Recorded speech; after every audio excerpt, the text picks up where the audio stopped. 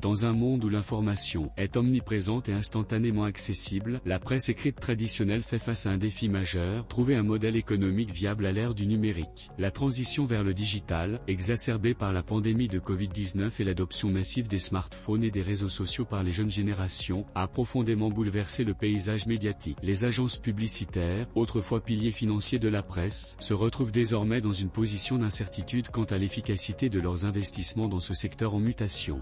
La version PDF des publications de presse écrite offre une alternative numérique, mais elle est loin d'être une solution miracle. Notre chroniqueur met l'accent sur l'importance de ce point en affirmant que le déclin de la presse traditionnelle, l'impact de la pandémie de Covid-19 et la concurrence des plateformes numériques historiquement, la presse écrite s'est appuyée sur deux sources de revenus principales, la vente de journaux et la publicité. Cependant, avec l'avènement d'Internet et des médias numériques, la circulation des journaux imprimés a considérablement diminué. Les jeunes générations, en particulier, se tournent vers des sources d'informations en ligne plus rapides et interactives, souvent gratuites. Cette migration a entraîné une baisse significative des revenus publicitaires pour la presse écrite, les annonceurs préférant désormais les plateformes numériques, où ils peuvent cibler plus efficacement leurs audiences. La pandémie de Covid-19 a accéléré la transition numérique de la presse. Les confinements et les restrictions ont réduit la distribution physique des journaux et encouragé les consommateurs à se tourner vers les sources d'informations en ligne. De plus, la crise économique qui a suivi a conduit à une réduction des budgets publicitaires, affectant davantage les revenus des médias traditionnels. Les plateformes numériques, telles que les réseaux sociaux et les agrégateurs d'actualité, offrent une concurrence redoutable à la presse écrite. Elles attirent non seulement une grande partie de l'audience, mais captent aussi une part significative des dépenses publicitaires. Ces plateformes bénéficient d'une capacité à cibler précisément les utilisateurs en fonction de leurs intérêts, un avantage que la presse traditionnelle peine à égaler. Presse écrite à la recherche d'un nouveau modèle économique. Face à ces défis, la presse écrite est contrainte de repenser son modèle économique. Plusieurs stratégies ont été explorées mais dont les retombées semblent limitées. De nombreux éditeurs ont mis en place des systèmes d'abonnement pour accéder à leur contenu en ligne.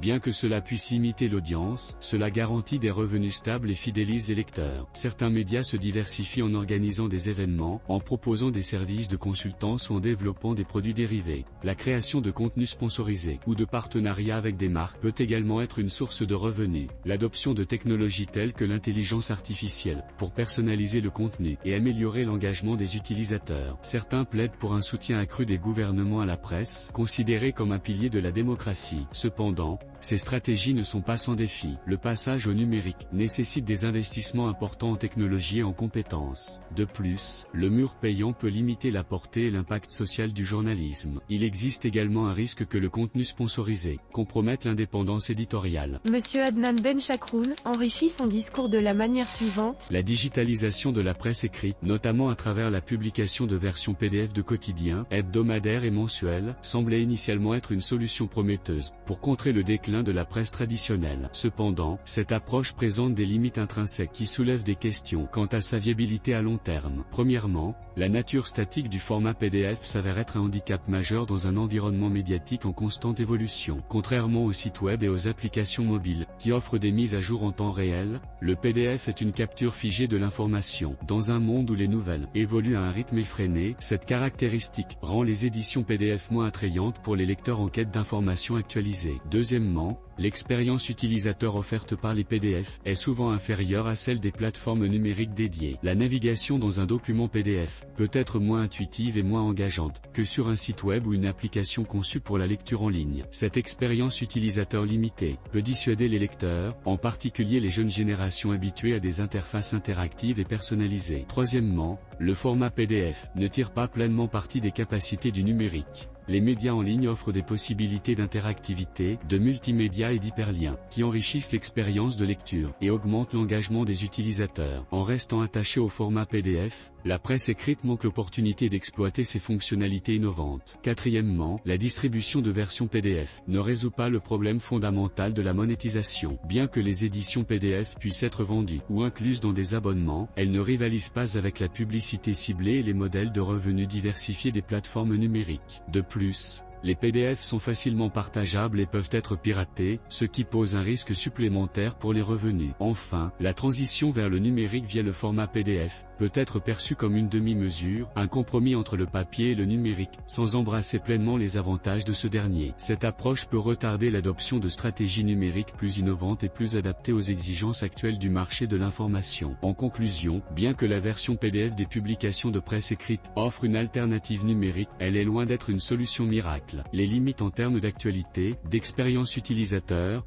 d'exploitation des capacités numériques, de monétisation et de perception globale soulignent la nécessité pour la presse écrite d'explorer des approches plus dynamiques et interactives, pour s'adapter à l'ère numérique. L'auteur conclut son article en ces mots. La presse écrite est à un tournant crucial pour survivre et prospérer à l'ère numérique. Elle doit non seulement s'adapter aux nouvelles réalités du marché et aux habitudes des consommateurs, mais aussi innover pour créer un modèle économique qui respecte son intégrité et sa mission d'informer le public. La tâche est ardue, mais essentielle pour le maintien d'une presse libre et diversifiée, pilier de toute société démocratique. Rédigé par Adnan Ben Chakroun.